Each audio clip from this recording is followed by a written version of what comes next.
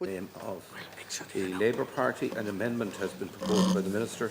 So the question is that the amendment be agreed to. Is that agreed? Not agreed. Not agreed. Those in favour of the amendment, yeah. Those against? Neil. It's Doyle going to catch Rich. I believe the question is carried. Vote all. Vote is deferred until the voting block this evening.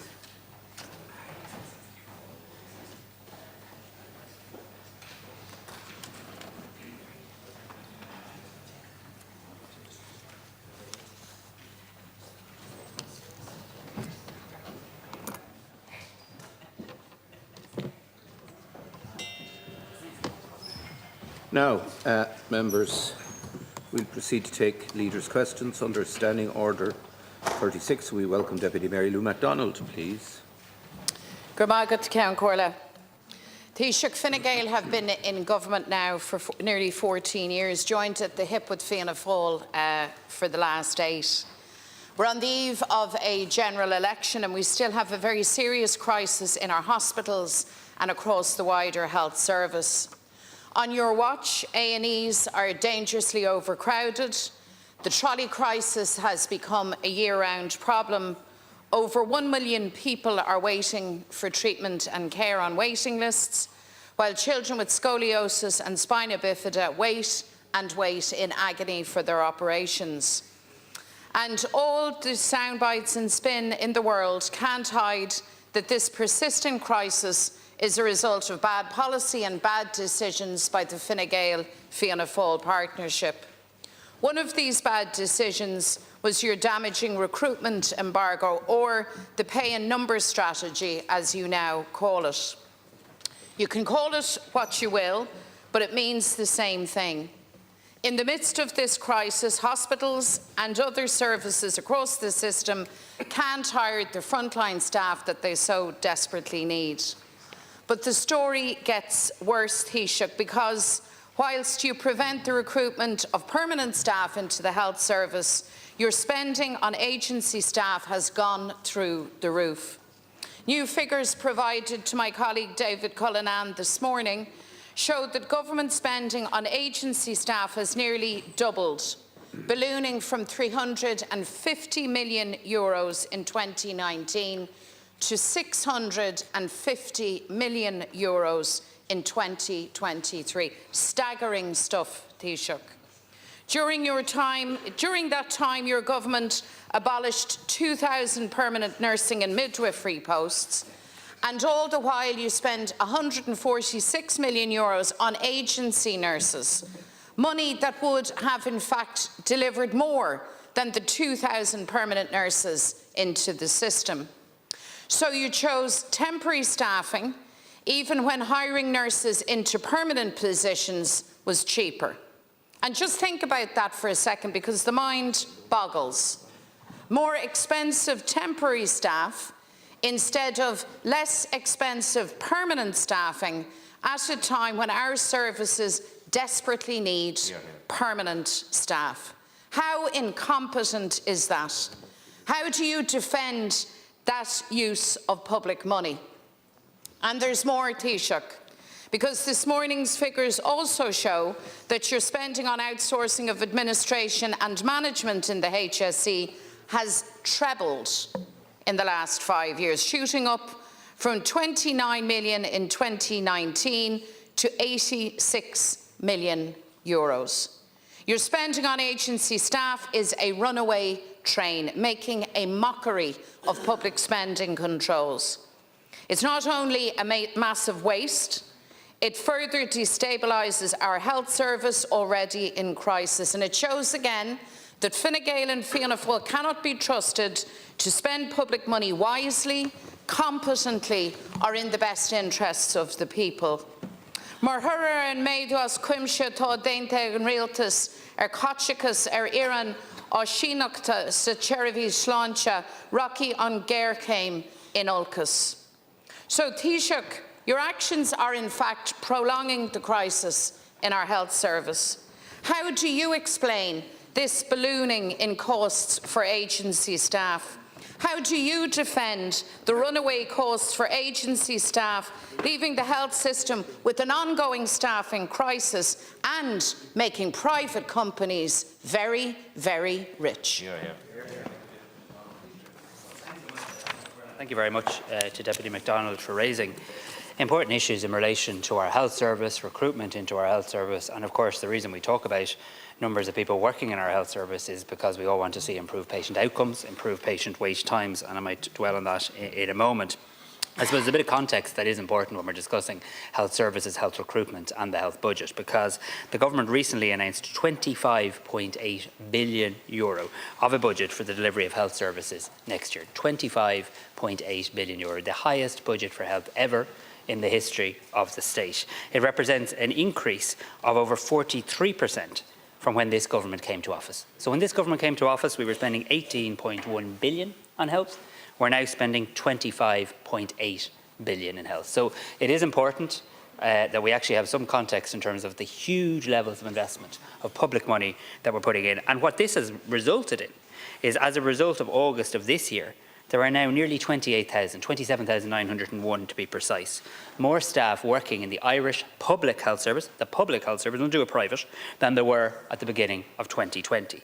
And what does this mean in reality? It means 9,375 additional nurses and midwives. It means 4,092 additional health and social care professionals. It means 3,330 more doctors and dentists. These are factual, these are figures, I presume you accept them, that there are now nearly 28,000 more people working in the health service than when this government came to office. By any measure or means, or any fair discussion, that is a very, very significant increase. In fact, last year, in 2023, despite what we hear in this House, we saw the largest recruitment ever into the HSE since its foundation. The largest level of increased recruitment ever in the history of the HSE took place last year, something that you forgot to mention in your earlier comments. You are right. She doesn't need any help. You are right that there is an importance to the whole issue of safe staffing and the safe staffing framework. Indeed, I would have worked on this when I was in the Department of Health. Minister Donnelly has done huge work in relation to this. And I'm very pleased to tell the House, I'm very pleased, more importantly, to tell people watching at home, that the safe nursing staffing framework has now been fully funded. That involves about 2,000 posts. My understanding is around 1,500 of those people are now in place, working in our hospitals today. And the remaining 500 which are being recruited are fully funded. So every single post, because you mentioned safe staffing, Deputy, every single post in the safe staffing framework of 2,000 is now fully funded. 1,500 of them work in the health service today, and the money is absolutely in place for the final 500 as well. Now, when we talk about the health service on a macro level, let's look at it in a hospital by hospital level.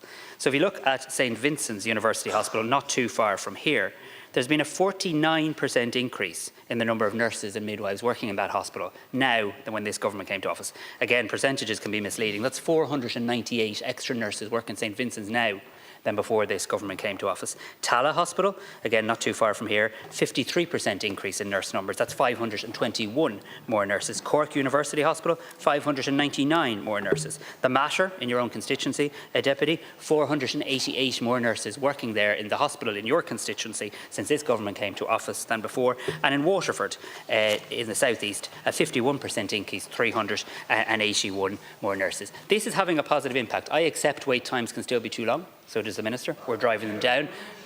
I'll get you a figure for Kerry, but that's gone up too, Deputy. And let me tell you this. Let me just tell you this, because it's too important to shout and interrupt here, because what this actually means in terms of waiting times is it means that we're seeing waiting times fall. They're not falling in the north, they're not falling in the UK, they're not falling in most of Europe, but they are falling here in Ireland. Wait times for outpatient services have reduced from 13.2 months in July 2021 to 7 months today. And we've seen huge progress in relation to our sláinte care targets, including 17% fewer patients waiting over 12 months. That equates to 23,970 more people. We've much more to do in health, of that there's no doubt, but there is really increased investment, increased levels of staff. Deputy McDonald. So here's the context for you, Taoiseach. When you came to office, there was a crisis in healthcare, and as you leave office, there is a crisis in healthcare, and everybody knows it. Those are the facts. According to yourself, staffing is safe and sufficient. Why then are people waiting and waiting for care? How is it then that cardiac rehabilitation equipment lies idle? How is it that cancer patients are left waiting for treatment? 120 per day is reckoned by SIP2 due to a lack of radiation therapists. How is it that you can't walk the length of yourself anywhere without meeting people who are frantic with worry, waiting and waiting because of staffing shortages? And you quoted your budgetary figures there. You see, it's not just a question of the money, it's how it's spent.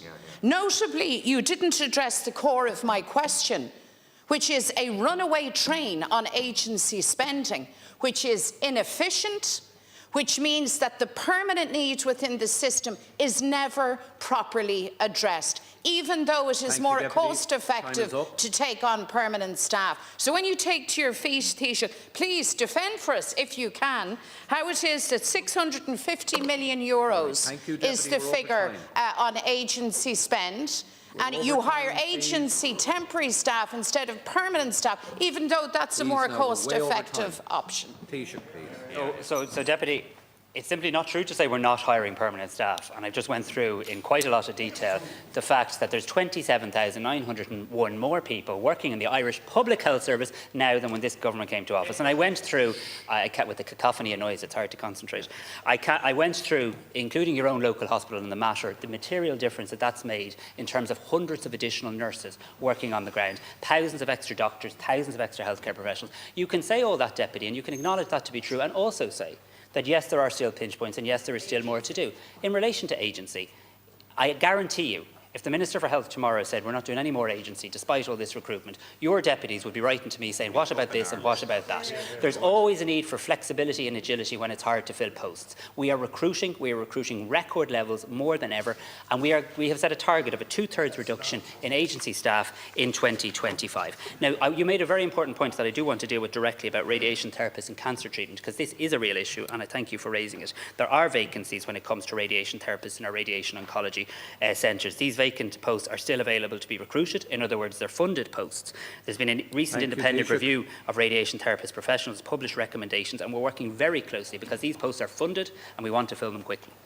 Now the Leader of the Labour Party, Deputy Ivana Bacik, please. Taoiseach, education is the great liberator, but that's if you can get an education. Because in Ireland in 2024, we've learned today that 44 pupils across the country are being taught at home because there is no school place available for them. And a further 150 young people are receiving home tuition because of anxiety or mental health issues, but also, in many cases, because there are just not enough staff in their school to look after them during the day. So those figures, awful though they are, only scratch the surface and do not take account of the immense disruption caused to children with additional needs who have no clear routine because they're forced to travel to get an education. And the figures don't take account of the immense stress and financial cost to the parents of those children and their families. One parent in my own community wrote to me about the situation facing his son. His son is one of the many thousands of children who are being taken out of their home area in buses and taxis every day, bussed out just to go to school.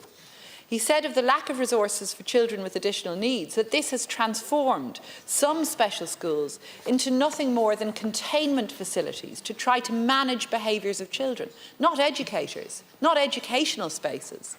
Taoiseach, there just aren't enough staff in schools, and that is failing our children. And it's not just those children who are without a special school place or without SNA support in the classroom who are at risk, because our schooling system is facing a crisis of teacher supply more generally. And I hear this from teachers, from principals and from parents in Dublin, Meath, Kildare, Louth, Galway, Cork, others and other places too. We're all hearing it. You insist that all children who need a school place will get one, but I can't see how you can guarantee that. The facts speak for themselves. Already, I'm dealing with parents on the housing list who are terrified they'll be unable to take up an offer of a home in a particular area because it will mean their child can't find a school. We all know of teaching staff who cannot find accommodation near their schools due to the housing crisis, and the INTO tell us that nearly 1,000 posts are vacant in our primary schools. The Department of Education reports that nearly half of all secondary schools across the commuter belt will be oversubscribed in the coming school year. So demographic changes signal an enormous crisis in secondary education coming down the tracks. at a time when our schools are already understaffed, when principals are telling us that they are struggling to recruit qualified teachers, and new graduates cannot afford to live where we need them to live. Special education teachers are being forced to plug personnel gaps, and shockingly, unqualified teaching staff are being recruited to keep classrooms open, while many subjects are being taken off second-level curriculum in individual schools due to lack of teachers. So, Taoiseach, the effect is our children's education is being undermined. Teachers' unions and parents have highlighted problems schools are facing: a shortage of teachers, working conditions for new and junior teachers, and the double whammy cost of living and housing crisis. Taoiseach, we need a commitment to address these issues. We in Labour are calling for a task force to address this crisis, but what is your government putting in place now to stem the exodus of teachers from our schools? Thank you very much. Taoiseach. Please. Oh, she gave up on the second motion. She's not very good at beating it. Please. No, we've enough of the Waldorf and Statler, please. But I've really had enough. Yeah. I've had enough. Please, deputies, please. Thanks very much, Ken Corran, and thanks to Deputy Bacik, who's clearly raising an important issue here that deserves to be treated with the seriousness in which the question is asked. Of course, education is a vitally important issue, and of course the Deputy is right to highlight that there are some challenges and pinch points in relation to recruitment, which I want to deal with directly. But we do need to, again, I suppose, remind ourselves of this. The vast majority of allocated teaching posts are, of course, filled. There are now more teachers than ever before working in the Irish education system. And in March of this year, there were 78,646 teachers employed. And we see, on average, in teaching, less than 1% resignations and less than 2% of retirements annually. The teacher allocation ratio in primary schools, which I know is something we'd all share a view is really important, is now at the lowest that it has ever been. And that certainly makes a difference for our youngest kids as they start their formal education journey. There was an increase in the number of teaching posts allocated to primary schools of 13.3% between the school year 2017-18 and 2023-24. Now, enrolments at primary level are projected to decline until 2036, and that's, I suppose, the way that the demographic bubble is currently moving in Ireland, and there's due to be teacher projections report published quite shortly.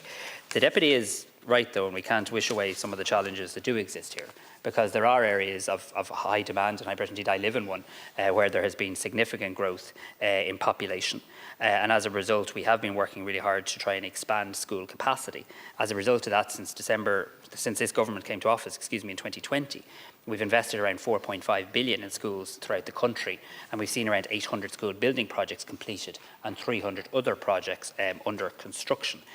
When it comes to special educational needs, though, it isn't just a question of resources. I can stand here and tell you quite honestly that it is the largest special education needs budget ever. That is true. Minister Hildegard Naughton is working really hard on this. But what she also knows, and I agree with, is it also requires reform. It requires much better planning and more advanced planning. And you're right, particularly when it comes to second-level education for children with special educational needs. Now, only in the last week or so, the Minister has sanctioned 5 additional special schools for next year, 1 in Cork, I think, 2 in Dublin, 1 in Monaghan and 1 in Tipperary. We've given funding for 120 additional CNOs to have these special educational needs organisers on the ground. These are the eyes and ears. They can often feed back. They can often bring people together. They should also be the contact point for a parent, instead of a parent having to go around lots of different schools to try and find a place as well. There is now a forward planning structure in place in the Department of Education. And when you talk about a task force, I think there could well be merit in that. But what I would say is Minister Naughton has just established a task force for special educational needs in Dublin 15. Perhaps that could be a model. I think it has its first meeting today. Perhaps that's a model that we could maybe build on in terms of the rest of the country. So I'm happy to work with you constructively on this. I'm conscious of the anxiety it causes. Yes, we generally get to a place where a place is found for every child, but that's not to take away from the fact of the stress or the strain, or if you don't know which school you're going to when your friends are going somewhere else and the likes as well. So we do need to do better on the forward planning piece, and the task force idea could be a constructive suggestion in relation to that. Thank you, Taoiseach. Deputy Bacik. And Count Corla, I apologise for my language earlier, but I am sick of taking insults on cycling and abuse on cycling from deputies who believe that God above is in charge of the weather and who have no record of taking the climate crisis seriously. I've no time. Please, I've no time for that nonsense. Please, deputies. I've no time for that nonsense. Please. When we are No, wait, no, please. Please, can we stop bickering? Can we please stop bickering? Can Corla, I want to address the Taoiseach's response to me, because government policy is taking teachers for granted, notwithstanding your response, Taoiseach. We still have some of the highest pupil-teacher ratios in Europe. Your government promised a citizens' assembly on the future of education, which seems to have been quietly dropped. So we want to know, when will you address the teacher shortage crisis that's causing such seriously negative knock-on impacts for children's education across the country? And what is the plan, as we reach the last few weeks of this government, what is the plan for the Citizens' Assembly on education and for that broader vision on the future of our education system that was promised in the programme for government? Taoiseach? Well, I suppose very shortly we're going to probably ask the people of Ireland to elect a Citizens' Assembly called the Dáil. So I suppose I don't want to mislead you or the House in relation to that. I think it's unlikely that there'll be any further Citizens' Assemblies proposed by this government. But I would like to say on the record of the House, I do see merit in a Citizens' Assembly on education.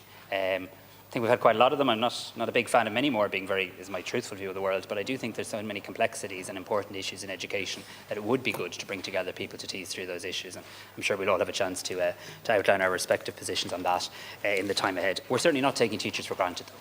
I understand that teachers are not immune from the challenges that are faced by many people, many young people in our country in relation to housing, and housing supply is an important part of improving teacher recruitment. And I know that in my own constituency, and I know it around the country. We have a new pay deal, though, for teachers, and it will mean a teacher's starting salary will now increase to €46,000, rising to a maximum of €85,000.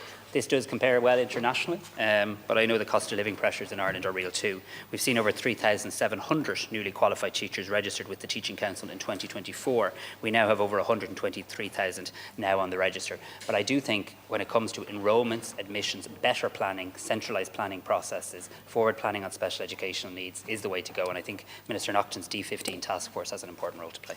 Thank you, Taoiseach. We move now to Deputy Richard Boyd-Barrett, please. Taoiseach, I believe the government are deceiving the public about what is actually happening in the health service, and that while you claim you're trying to recruit people to the health service to address the ever-growing waiting lists which have now reached nearly 1 million people on various hospital waiting lists, or the 10,000 children waiting for assessment of needs, or the 110,000 children waiting for therapies, or the hundreds of people waiting for hours on trolleys in emergency departments, you say you're trying to recruit to fill the staff shortages necessary to address that, but in actuality you're imposing a recruitment embargo by another name called the Pay and Number Strategy, which is restricting the ability of hospitals and the health services to recruit the people they need. And you're gaslighting the public about the truth of this. You absolutely are. I was talking to people who'll be in here later today who are radiation therapists, and they say that despite capital investment in, for example, linear accelerators and scanners in Cork, in Galway, in St. Luke's, the machines are sitting idle because they don't have enough staff, and if people leave, there's no guarantee at all they will be replaced, and there's no effort to recruit the people that are necessary. In my own hospital, I was informed and got figures from the HSE, 21 less staff than required. Then I get a letter after we have a protest and a meeting saying, oh, we're going to try and recruit the 21 staff. That was a month ago. How many jobs advertised for St. Michael's Hospital? 2. 2. And the same picture appears everywhere else. Lourdes Hospital in Kilkenny have only 75% of their posts filled. 27 jobs needed. 27 jobs needed. How many advertised for Kilkenny? 1. 1. So you're not trying to recruit the people. That's what's actually happening. You suppressed jobs. You created an artificial ceiling or quota for staff based on whoever happened to be in post in December 23, completely arbitrary. And if those posts weren't filled, according to the INMO, 2,000 nursing posts suppressed. And you see, it's very simple for me. Who do I believe? Do I believe the government, Or do I believe the INMO, the nurses, who are balloting for industrial action? Do I believe the health workers who are protesting outside the University Hospital in Kerry at the moment? Do I believe the hospital consultants who are saying the waiting lists are getting longer, they're going to be longer this year than they were last year? I believe the health workers, I don't believe you. And the workers are saying we are stressed, we are overworked, that staffing levels are not safe, patient safety is being endangered, and they are utterly, utterly demoralised. Tell the truth about what's happening in the health service and scrap the pay and numbers strategy. We won't scrap the pay and numbers strategy, because that's how you run the country. You run government departments and public services by providing a budget that's voted through this House. That budget then translates into a number of positions in any public service agency, and then the agency or the minister responsible ensures that those positions are filled. So if it is a position of you that there shouldn't be any budget at all linked to employment, that's, well, that is radical, but maybe you're happy. No, sorry, excuse me, sorry. No, excuse me. Sorry, so there's language. Thanks, Kim Corla, because we don't need to use language in the sense of deceive and gaslighting. Like there are facts, and I have facts, and I've outlined them. Now you can tell me whether you can wave your sheet of paper, but you'll get another little chance in a minute. So can you just give me a little opportunity to respond? It would be appreciated. Do you accept that there are 9,375 additional nurses and midwives working, Ceann Comhairle, in the health service now than there was in 2020? That there's 4,092 health and social care professionals additional to 2020, that there's 3,330 doctors and dentists. They're facts that I'm putting on the record of the House. They're not numbers, they're real people who get up out of bed every day, go to work and work in our hospitals and our health service. They work damn hard and they make a good progress for our patients. So that's the first thing. There is an issue, and I've acknowledged this very clearly, and you're right to highlight it. There is a real issue when it comes to the issue of radiation therapy. And there's a very real issue. I've had a number of meetings specifically in relation to this, including with the Cancer Society. There are radiation therapist vacancies in radiation oncology centres. They're vacant posts. They're still available to be recruited. They are funded.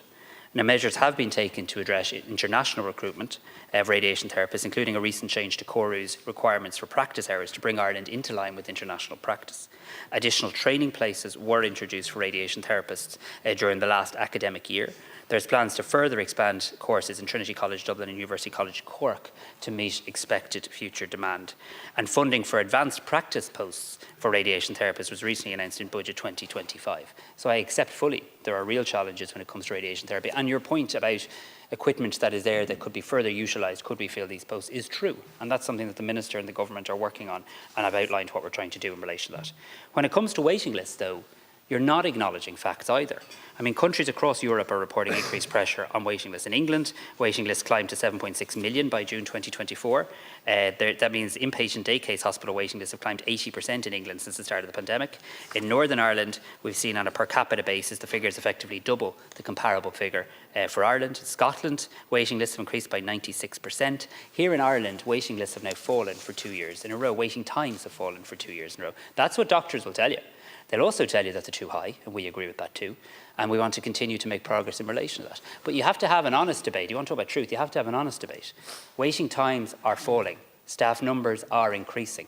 Budgets are increasing. More people are working in the public health service than ever before. We want to continue that journey. But this idea of you're not hiring anyone on the wait list, it doesn't stand up to scrutiny. Boyd-Barrett, thank you.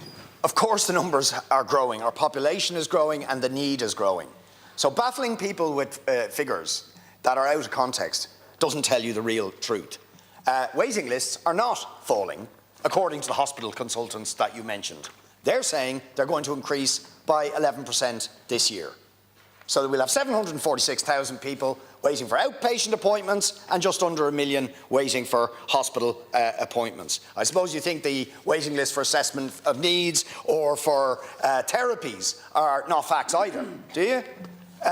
They are facts. And we have evidence all over the place of them. And on the understaffing of our hospitals, as I mentioned to you, I got the Ireland Hospital East Group, minus 12, Wexford General, minus 21, St Michael's, Loughlinstown, minus 4, Lourdes, minus 27, and you can go on through the list, minus 41 in South Tipperary, minus 57 in St Luke's in Kilkenny, And in all of those cases, the jobs are not being advertised, or a fraction of the number that even the HSE acknowledge are needed are not being advertised because there is a de facto embargo. Time is up now. That's what pay in numbers is. And you admitted the truth when you mentioned budgets. You are setting staff ceilings even when we need staff in vital areas to address the needs. Taoiseach. Baffled by the fact that you think it's kind of breaking news, hold the front page, that the reality is that organisations are given a budget and they can employ people within that budget. The budget that we've given for the health service allows them to hire 7,500 more people between the end of this year and the end of next year. Last year saw the highest number of staff ever recruited in the history of the HSE. And when I quote facts, I'm bamboozling people or spin or all this. When you quote them, they're absolute gospel. Like, let's actually have an informed debate here. St. Michael's. Sorry. Please, Deputy, will you stop interrupting? The faux outrage must be utterly exhausting. In St. Michael's Hospital, your hospital, as you call it, in the hospital in your constituency, there's a 5% increase in staffing levels since this government came to office. Now, that's the truth, Deputy Boyd-Barrett. There are more people working in that hospital. Despite your constant talking down of the government's recruitment efforts, there's more people working in that hospital. And when it comes to safe staffing, which is the agreed staffing structure that we have for safe nursing levels in the Irish Health Service, every single post in the safe staffing structure is now funded. 2,000 posts, 1,500 are filled, 500 are fully funded. These are facts. Thank you, Taoiseach. We go now to the regional group and Deputy Peadar Tóibín. Taoiseach, the Kyran-Durnan case has shocked the country to the core. This is a tragic and dark case that asks serious questions from the state. Taoiseach, how can a vulnerable child go missing for 2 years? How can a vulnerable child just disappear for 2 years? How broken is the state care system that we're not talking about an intervention here, that we're actually talking about the potential murder of a child? And the political establishment has expressed shock and disbelief over what has happened to Kyran. But the truth is that Kyran is only one of 227 children who have died in state care or known to state care just in the last 10 years. Of that 227, we know that 11 were murdered. Another child died as a result of a suspected non-accidental injury, and a further child lost his life due to a suspected homicide. 40 children died because of suicide, 8 because of drug overdose, 16 because of road traffic accidents, and 18 by other accidents. And I want to reference some of the National Review Panel reports because I feel that these reports actually speak for themselves, and I've ascribed pseudonyms to the children that have died. The report on the death of Hugh, published in 2018, highlights how he was referred to CAMHS, but was left without treatment due to CAMHS policy, where young people who are using drugs or alcohol are not eligible for service.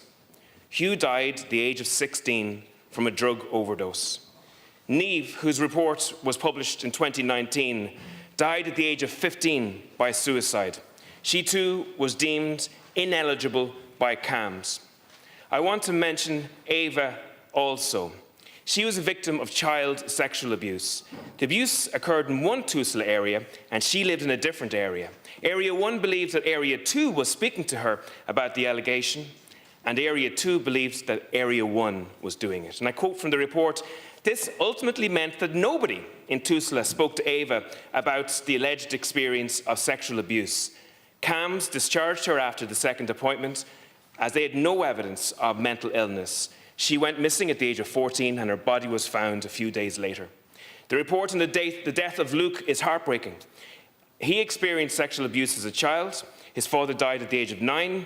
Luke found his father's body. His mother died shortly after that. Luke was put into foster care. In foster care, he was robbed and assaulted. He then went to a homeless hostel. He faced threats in the hostel. He moved onto the streets. He then went to prison. There are no details of the circumstance of his death, only that his body was found 2 weeks later after he was released from prison. He was a child. The 1916 proclamation states that we will cherish all the children of the nation equally. Taoiseach, the report on the death of Luke notes that he never received a birthday present and that Santa Claus never came to him.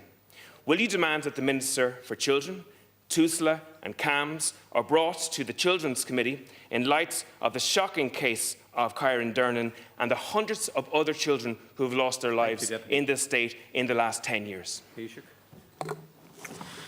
Well, Ken Corla, I don't think there's a person in this House, on any side of this House, or a person in Ireland who isn't both utterly horrified and utterly heartbroken at what is emerging in relation to the case of young Kyron Dernan. This is nothing to do with political establishment or any sort of rhetoric like this. This is just to do with basic humanity. An 8-year-old boy effectively went missing for 2 years, and the saddest and most painful thing is that nobody asked why or where was he for that period of time. And I think any one of us thinking that that could happen to any child is deeply upsetting, and it is going to require, and let me say this at the outset, it is absolutely going to require a structure to get to the exact bottom of this. Of that there is no doubt. But right now, we have to be very conscious of the fact that the Gardaí are very actively investigating this. To say there's a live investigation underway would capture it. The Gardaí have appealed to the public for information. I echo that appeal today. A murder investigation has been commenced, and while no arrests have been made at this point, the investigation is ongoing. It's being led by a senior investigation officer based out of an incident room established at Drogheda Garda Station, and Gardaí are appealing to anyone who has any information in connection with the disappearance of Kyron to contact Drogheda Garda Station, or indeed the Garda Confidential line, or indeed any Garda station as well. I know that vigils were held in both Drogheda and Dundalk over the weekend, and it's clear that the community, the whole community, has been deeply affected in Louth. So we're very conscious that that is ongoing. I'm also conscious that the Gardaí are currently investigating this case and liaising with Tusla as part of that investigation. And Minister O'Gorman has confirmed that he has asked Tusla to send this case to the National Review Panel. And as you quoted some reports there, the role of the National Review Panel is to examine the circumstances surrounding the death of any child who has links to the caring structure of the state. I am conscious, and this is not in relation to Deputy Tóibín, but I'm conscious when any case like this comes to public view. Obviously, people speculate and discuss, sometimes from a place of good. It is important, though, that I think we afford the state agencies the space that they need to investigate the matter fully. Tusla, the Child and Family Agency, is the statutory body with responsibility for child protection in Ireland, and under Children First, everyone has a role to play in ensuring the welfare and the safety of children. And information on how to report any concern about any child, whether as a mandated reporter or a concerned neighbour, a family member or a member of the public, can be found on Tusla's website. More broadly, and I'm not suggesting you conflated the issue, but you quite rightly brought up a broader issue in relation to children in care and what happens when a child in care goes missing.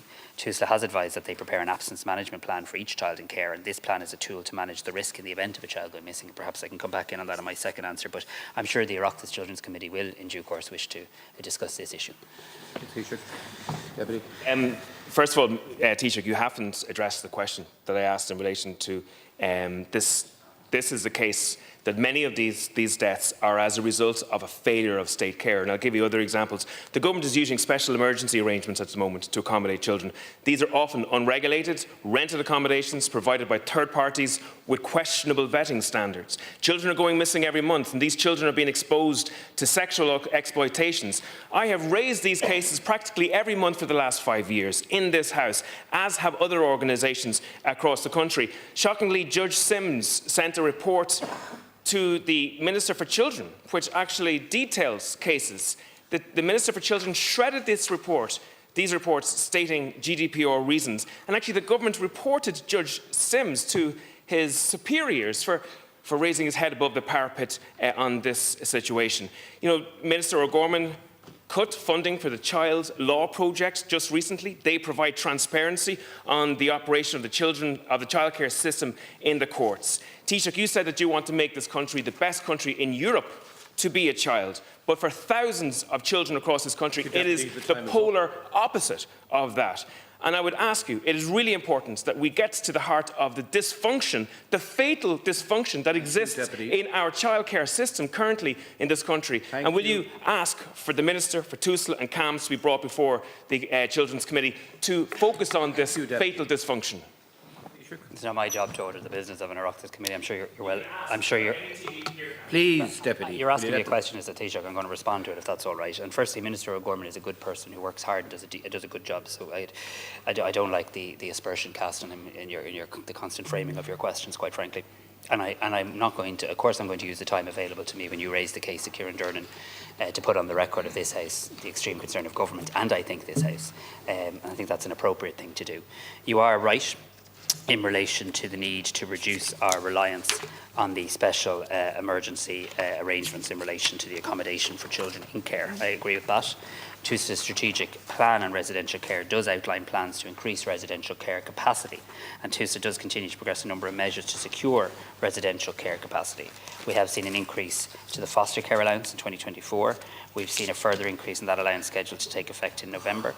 The Minister for Children, Minister O'Gorman, has secured an increase of 14% in TUSLA's total budget for 2025. That's an extra €145 million. These are extraordinarily difficult cases. Every child deserves their voice to be heard, including vulnerable children. In fact, most particularly vulnerable children who don't have others to raise their voices. You're right to highlight that.